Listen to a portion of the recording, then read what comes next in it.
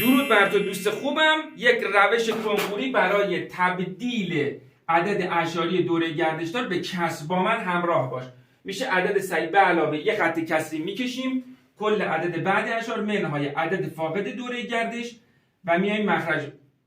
تو مخرج به تعداد دوره گردش ها 9 و به تعداد غیر گردش ها جلوی 9 صفر میذاریم. مثلا بنویس آ مساوی 2 ممیز 351. خب بالای یه دونه دوره گردش هست. خب عدد صحیحش 2 به علاوه خط کسی کل عدد بعد ماه 351 منهای اونایی که در واقع فاقد دوره گردشن 35 نوشتیم تقسیم بر 900. 900 از کجا آمده؟ به تعداد دوره گردش ها که یه دونه 9 گذاشته به ازای 35 هم دوتا صفر گذاشته. خب اختلاف اینا شده 316 بر 900 دیگه مخرج مشترک گرفتیم، یعنی اینو ساده کردیم شده 79 225. یه مخرج مشترک ساده شده 529 225.